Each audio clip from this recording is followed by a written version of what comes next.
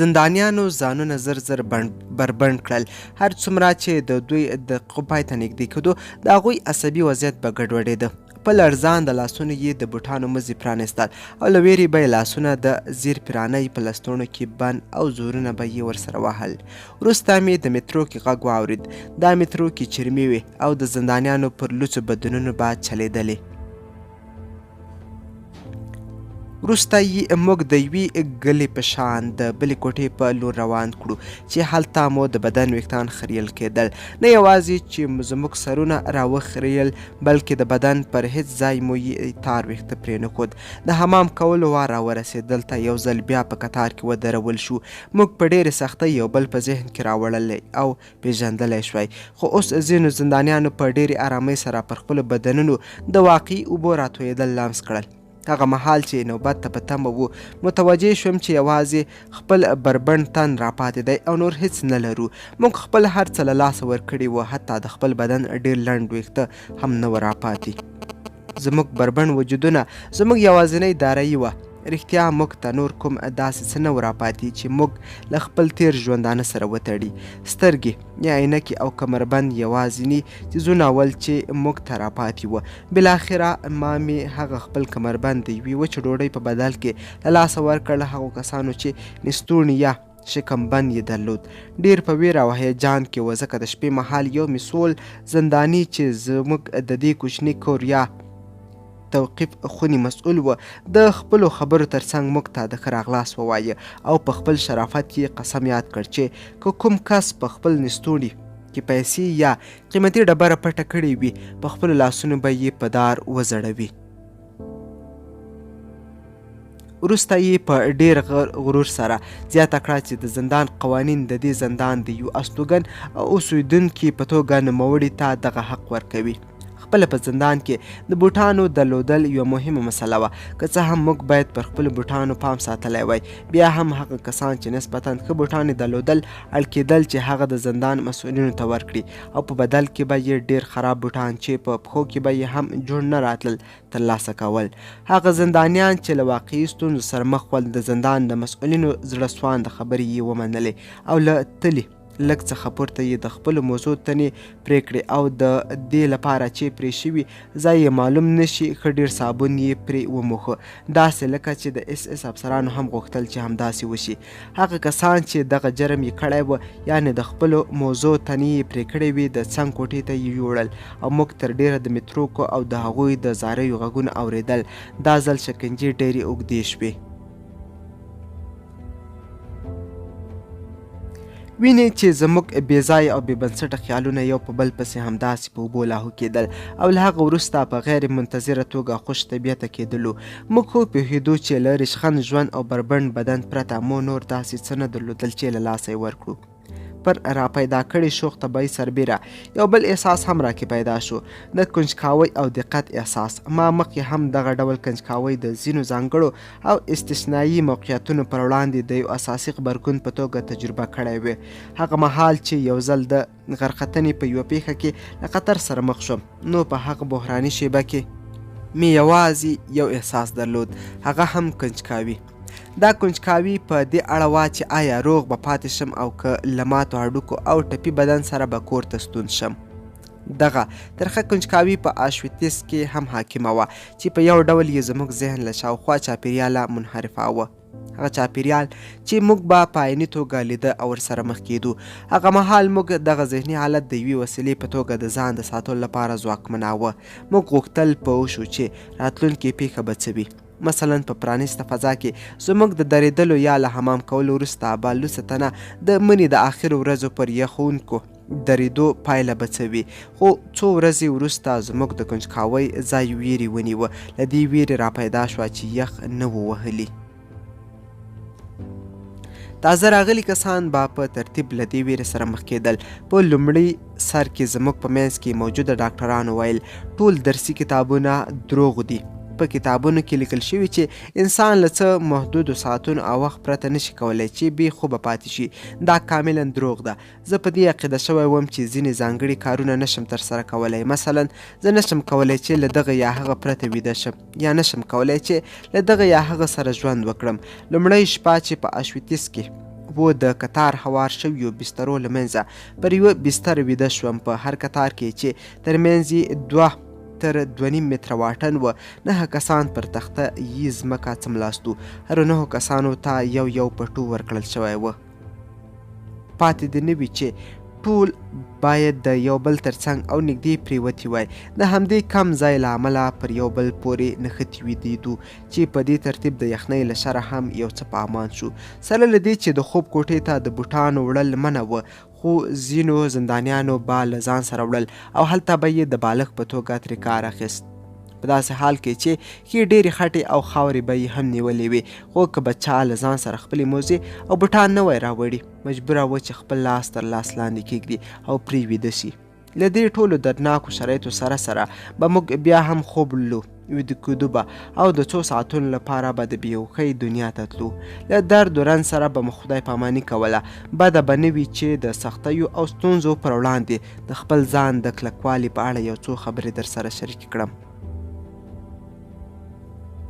موږ خپل غاښونه نشوی مسواک کولی، له دې حالت سره سره او دا چې ویټامینونه مو هم ډېر کم شوي وو، خو بیا هم زموږ وری تر پخوا ډېرې روغې وې. اړ و چې یو جوړ جامې ان 6 میاشتې واغوندو، تر دې چې رنګ او بڼه به یې بیخي بدله شوه. ځینې وخت به داسې هم پیښېده چې په نلونو کې به اوبه یخک شوې او ځان یا حتی د بدن کومه چټله برخه به مو نشوی پرېمینځلی. خو له دې سره سره چې د لاسونو ټپونه به مو له خاورو او چټلیو ډک و، بیا به یې هم خیره نه پیدا کوله. البته د یخ وهنې مسئله جلا وه. بله بېلګه داسې کسان ول چې خوب یې دروند نه وه او که به د څنګ له کوټې کوچنی او ډېر ټیټ غږ هم راووت، خوب به یې راوالوت او نیغ به کېناست. خو اوس یې کولی شول د هغه ملګري تر څنګ چې په لوړ غږ به یې قرهار کاوه په درانه خوب ویده شي. اوس که یو څوک له چا څخه د داستایوسکي د خبرې د حقیقت په اړه وپوښتي چې ویل یې انسان یو داسې موجود دی چې کولی شي له هر شي سره عادت وکړي، نو زما ځواب به دا وي هو، انسان یو داسې موجود دی چې له هر شي سره خوی او عادت اخلي. خو آیا نه پوښتئ چې څرنګه؟ نه، خو زموږ د ارواپوهنې څېړنې تر هغې مرحلې رسیدلی او نه هم زموږ زندانیان هغه پړاو ته رسیدلی و، ځکه موږ ته تر اوسه د رواني غبرګونونو په لومړۍ مرحله کې وو. تقریبا د ځان وژنې فکر زموږ ټولو له سرونو تیر شوی و، یعنی دا فکر که څه هم د ډېر کم وخت لپاره و، خو موږ ټولو تجربه کړ. هغه فکر چې له موجوده وضعیت رازېږېدلی و او د مرګ هغه ګواښ چې پرله پسې یې ګواښولو او د هغو کسانو د مرګ رانږدې کېدل چې تر شکنجو لاندې وه. دا ټول هغه څه و چې زما عقیده یې قوي او ثابته کړه او زندان ته د داخلېدو په لومړۍ شپه مې له ځان سره دا ژمنه وکړه چې له اغزن سیم سره ټانټنینې ونه ژویم. دا یو عبارت و چې په زندان کې کارېده او د ځان وژنې تر ټولو ښه لاره وه چې په اغزن سیم په لاس وهلو سره ترسره کېده. زما لپاره دا تصمیم له ستونزو خالي نه و، لکه څرنګه چې د ژوندي پاتې کېدو چانس ډېر کم و، نو ځان وژنې هم نور کوم مفهوم نه درلود. هیچا دا باور نه درلود چې له دې ټولو ازموینو دې روغ ووځي. د اشویتیس زندانیانو د روحي کړاو او ضربې په لومړۍ مرحله کې له مرګه ویره نه درلودله. حتی ګازخونې هم له څو ورځو وروسته خپل وهم او ډار چې په لومړیو کې به یې پر زندانیانو درلود، نور له لاسه ورکړی و. کوم ملګری مې چې وروسته ولیدل ویې ویل ته داسې یو څوک نه وې چې زندان ته په داخلېدو دې له ویرې او ناهیلۍ سره مخ شوی وي. کله چې اشویتیس زندان ته تر داخلېدو یوه ورځ وروسته سهار مهال یوه پیښه رامنځته شوه، خو ما یوازې مسکا وکړه. کیسه داسې وه پر هغو اختارونو سربیره چې ویل به یې باید له خپلو کوټو راونوځو. زما یو ملګری چې له موږ څخه څو اونۍ مخکې اشویتیس زندان ته راوړل شوی و په پټه زموږ کوټې ته راغی. نوموړي غوښتل چې په یو څو وړو خبرو زموږ ذهني فشار کم او ذهن مو آرام کړي. دا ملګری مو دومره ډنګر شوی و چې لومړی مې هیڅ ونه پیژاند، خو په شوخ طبیعتۍ او له خندا ډکې خولې یې یو څو خبرې وکړې او لاړ. مه ډارېږئ، په ټاکلو او ازموینو کې هیڅ چرت مه وهئ. ډاکټر د اس اس د طبیعي څانګې مشر له ډاکټرانو سره ډېره ښه سلوک کوي. زما د ملګري دا دوستانه خبرې او درواغ ګمراه کوونکي وه. یو بندي چې د څو کوټو ډاکټر و او شاوخوا 60 کاله عمر یې درلود راته وویل چې څرنګه یې ډاکټر؟ ته رازره زارۍ کړې وې. څو ګاز خونې ته یې زوی ونستوي، خو ډاکټر یې په سړه سینه غوښتنه رد کړې وه. زما ملګري خپلو خبرو ته دوام ورکړ. هیله کوم چې هره ورځ مو مخونه وګورئ، حتی که اړ شوی دا کار د ماتې ښیښې په یوې ټوټې سره وکړئ او یا په خپلې وروستۍ وچې ډوډۍ سره. په دې سره مو غومبوري سره ښکارېږي او ځوان به معلومیږئ. که غواړئ ژوندي پاتې شئ نو یوازې یوه لاره شته، باید کار وکړئ. فرض کړئ چې د پښې پر پونده مو تڼاکه یا دانه راپورته شوې ده، پر لار ګوډ ګوډ ځئ او په همدې موقع مو د اس افسر وویني، هغه مو څنډې ته کړي، نو د داسې حالت په رامنځته کېدو سره ډاډه اوسئ چې بله ورځ به مو ځای ګازخونې وي. پوهیږئ کله چې وایو ناغېړي یا سست نو موخه یې مو څه ده؟ هغه سړی چې ډنګر بیچاره او کمزوری قیافه لري، هډوکي یې له لرې راتلي ښکاري او د نورو د سختو بدني کارونو توان نه لري، پوه شئ چې دا یو ناغېړه کس دی. یو ناغېړه او سست سړی زر یا په نږدې ورځو کې ګازخونو ته استول کیږي. نو باید په یاد ولرئ، مخونه مو وګورئ، غومبوري مو تک سره راوباسئ او په لاره نیغ نیغ قدمونه واخلئ. په دې صورت کې بیا اړتیا نشته چې له ګازخونو دې وډار شئ. تاسو ټول چې دلته ولاړ یئ، که مو دلته له اوسېدو 4 ساعتونو زیات وخت نه وي تېر شوی، باید له ګازخونو هېڅ ونه ډار شئ. مګر تاسو مخ یې ما ته راواړاوه. ویې ویل هیله من یم چې زما له دې بې پردو او لوڅو خبرو ونه ځورېږئ. بیرته یې مخ نورو کسانو ته ور وګرځاوه او زیاته یې کړه، ستاسو ټولو له منځه. هغه ما ته اشاره وکړه، یوازینی کس دی چې باید له راتلونکي انتخاب او ازموینې وډار شي. په دې اساس هېڅ اندېښنه مه کوئ. مسکی شوم، خو اوس پوهېدلی یم که هغه ورځ زما پر ځای بل هر څوک وای، همدا کار یې کاوه. د لیسنینګ وینا ده چې وایي ځینې وخت ځینې پیښې د دې لامل ګرځي چې تاسو خپل منطق له لاسه ورکړئ، او که نه نو د خپل منطق د لاسه ورکولو لپاره بل کوم دلیل نه لرئ. یعنې داسې لکه چې د یو نامتناسبه او غیر نورمال موقعیت پر وړاندې یو بې روش او غیر نورمال غبرګون یو طبیعي چلند ګڼل کیږي. موږ ارواپوهان حتی په دې باور یو چې د یو نامتناسبه او غیر نورمال کار لکه لیونتون ته د استولو پر وړاندې دې ته د یو کس غبرګونونو د نوموړي د نورمال حالت د درجې په پرتله غیر نورمال او نامتناسبه وي. د هغه کس غبرګون چې د اجباري کار زندان ته راوړل شوی وي په بشپړ ډول د نوموړي د غیر نورمال ذهني وضعیت څرګندونه کوي. زنداني له لومړۍ مرحلې څخه دویمې مرحلې ته رسېده. دویمه مرحله د نسبي بې احساسۍ مرحله وه چې زنداني با په دې دوره کې له یو ډول عاطفي مرګ سره لاس او ګریوان و. زنداني با هم له دې غبرګونونو پرته نور څه نه درلودل. تازه راغلو زندانیانو با له احساسي پلوه تر دې هم سخت شکنجې تجربه کولې، خو بیا یې هم هڅه کوله څو دا هر څه په خپل ځان کې خنثی او له منځه یوسي. لومړی دا چې خپل کور او کورنۍ ته بیرته تلو سخت تږي وه. د کور او کورنۍ دې ارمان او غوښتنې با پر زنداني دومره فشار راوړ چې توانور یې د بدن غوښې ورخوري. دوه نورو احساساتو یې بیا د کرکې ښکارندویي کوله. د شاوخوا خلکو له ټولو بدیو او ناوړو کړنو به یې کرکه کوله. دغې کرکې به حتی کله کله تشه ظاهري بڼه هم درلوده. ډېرې زندانانو ته یې زړې او وروستۍ جامې ورکړې وې او داسې به ښکارېدل چې ته وا د مرغانو د ویرولو او شړلو لپاره دې د غنمو پټي کې توردلی د څېړیو او زړو جامو له ټوکرو جوړ شوی لرګین سړی درولی دی. د زندان د کوټو ترمنځ واټن کې له چټلیو پرته نور څه نه لیدل کېدل او هر څومره چې به مو پاکولې هماغومره به نورې هم رازیاتېدلې. افسرانو او د زندان مسؤلینو له دې کار سخت خوند اخیست چې تازه راغلي زندانیان به په ډله توګه تشنابونه پاک کړي او فاضله مواد د باندې وغورځوي. زندانیانو به دا فاضله مواد د هسکو او ټیټو غونډیو له لارې ژور کندو ته وړل، حتی کله کله به یې پر سر، مخ او لاسونه ورتویېدل. خو که به یې په څېرو کې د کرکې لږ څه نښه هم ولیدل شوه او یا به یې هڅه وکړه چې سر او مخ ترې پاک کړي، نو دلته به کاپو یا مسؤل زنداني پرې ور حمله کړه او ښه په خوند به یې وډباوه. له دې امله به نورمال غبرګونونه سخت وځپل شول او په چټکۍ سره به له منځه تلل. په لومړیو کې با چې کله زنداني کومه ډله لیدله چې د تګ راتګ پر مهال به جزا ورکول کېده، مخ به یې ترې وګرځاوه، ځکه دا چاره یې هېڅ نشوی زغملی چې ملګري دې وډبول شي. خو څو اونۍ وروسته به دغه وضعیت هم بدلېده. سهار سپېده چاود مهال به زنداني له خپلې ډلې سره د وره په خوله کې په کار ته چمتو ولاړ و. د چغو او زاریو په اورېدو سره به یې لیدل چې یو ملګری یې څنګه ډبوي او په ځمکه یې رغړوي، پورته کوي او بیا یې په ځمکه پلنوي. دا چاره حتی څو ځله تکراریږي. ولې یې داسې کول؟ د دې لپاره چې زنداني ملګری یې تبه درلوده او بې موقع روغتون ته تللی و. کله به چې چا غوښتل له خپلو ورځنیو کارونو ځان خلاص کړي، نو جزا به ورکول کېده. هغه زنداني چې د ارواپوهنې د غبرګونونو دویمې مرحلې ته رسېدلی و، نور به یې د خپل ملګري د ځورولو، جزا ورکولو او ډبولو په لیدو له صحنې مخ نه ګرځاوه، ځکه په دې مرحله کې احساسات اساس شوي وو او دا صحنه به یې حتی له ډېر کوچني احساس او غبرګون پرته لیدله. یوه بیلګه یې هم درته وایم. یو زنداني روغتون کې د انتظار په کتار کې ولاړ و. ډېر سست او زنګېدلی قدمونه یې اخیستل. دا کار یې د دې لپاره و چې د پښې د زخم او یا تبې له امله په زندان کې یو 2 ورځې سپک کار ورکړل شي.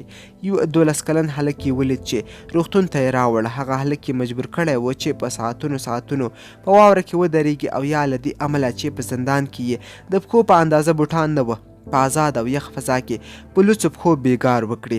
زنداني پرته له دې چې مخ ترې واړوي دغې منظرې ته کتل. د دې کم عمره هلک د پښو ګوتې یخ وهلې وې او ډاکټر یې هم د ګوتو پاتې نورې نرۍ غوښې یوه په پنسن ویستله. کرکه، وحشت او ترحم هغه عواطف ول چې زموږ نندارچیان یې نور پر وړاندې لکه ډبرې ګرځېدلي وه. دلته به د شکنجه کېدونکو زندانیانو او مړو ننداره کېدله، چغې او زارۍ به وي. وضعیت به بیخي غیر عادي و. خو له څو اونیو وروسته به د زندان ژوند بیرته دومره عادي شو چې نور به یې زندانیان او نندارچیان په کیسه کې هم نه ول. ما څه موده د هغو کسانو په کوټو کې کار وکړ چې پر محرقه اخته ول او سخته تبه یې درلوده. همدارنګه ډیری وخت به یې بې ځایه او ګډې وډې خبرې کولې او بیخي د مرګ په حال کې وه. وروسته له هغه چې یو ناروغ به یې ومړ، ما له کومې عاطفې، پریشانۍ او اندېښنې پرته د دغې منظرې چې د هر کس په مرګ سره تکرارېدله ننداره کوله. زندانیان به یو هغه مړي ته چې لا به ګرم و نږدې ورتلل او ننداره به یې کوله. یوه به د کچالو د پاتې شونو په شان پر مړي منګولې خښې کړې او له ځمکې به یې پورته کړ. یو بل به فکر وکړ چې د مړي لرګین پایزار یو څه مناسب او ښه دي. سملاسي به یې خپل پایزار وویستل او د مړي له پایزار سره به یې بدل کړل. درېمې به یې بالاپوښ راپورته کړ او یو بل به دې ته خوشحاله و چې یو څو متره تار خو ترې ترلاسه کولی شي. اوس یې تاسو تصور کړئ. ما هم له ویرې او تزلزل پرته دا هر څه کتل. بالاخره له نرس څخه مې وغوښتل چې مړی له دې ځایه یوسي. کله چې نرس مړی له دې ځایه وړه، نوموړي یې پر ښو 2 پښو ونیو او په کشولو یې تر وره پورې ورساوه. دا چې خواړه ډېر کم راکول کېدل، له امله یې خلاصې فضا ته په تلو زینو ډېره په ستونزو ختلو او ښکته کېدو. لکه څرنګه چې په زندان کې څو میاشتو اوسېدو وروسته د زینو په پلو کې چې هر یوې شاوخوا 15 سانتي متره لوړوالی درلود نشوی ختلی، نو هڅه به مو کوله چې د زینو په وروستۍ پله کې د وره د چوکاټ لرګي ته لاس ور وغځوو او د هغه په مرسته ځان کش کړو څو پورته وخیژو. هغه سړی چې مړی یې لیږداوه ورو ورو د زینو پلو ته نږدې کېده. په سستمېدو به یې لومړی خپل ځان او بیا یې مړی مخ پورته کشاوه. لومړی به یې خپلې پښې ورپسې ټول ځان او بالاخره به یې سر مخ پورته کشاوه. مړی یې په داسې توګه له ځان سره رغړاوه چې سر یې د زینو له پلو سره کلک لګېده او دربه یې خود. زما ځای د دغو کوټو او تعمیر په مقابل لوري کې او د یوازینۍ هغې کوچنۍ کړکۍ تر څنګ و چې ځمکې ته په نږدې ښکته برخه کې جوړه شوې وه. کله مې چې په خپلو یخو لاسونو ګرم سوپ نوشجان کړ، نو سترګې مې په دې منظره ولګېدې. هغه مړی چې همدا اوس یې له دې ځایه لرې کړی و، ما ته یې په رډو کتل. یوازې همدا 2 ساعته مخکې مې له ډېرې له دې سړي سره خبرې کولې. اوس چې سوپ نوشجان کوم، تش د هغه مړي ته ګورم.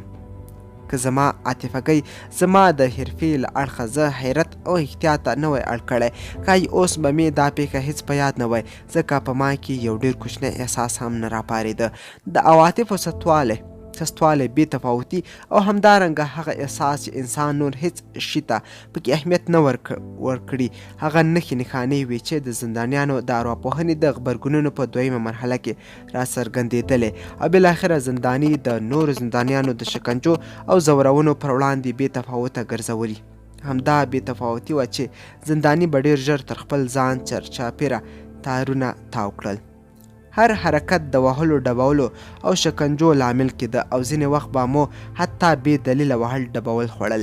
د بیلګې په توګه زموږ په کار ځای کې ډوډۍ په نوبتي توګه ویشل کېده او د ترلاسه کولو لپاره یې موږ ټول باید په کتار کې ولاړ وای.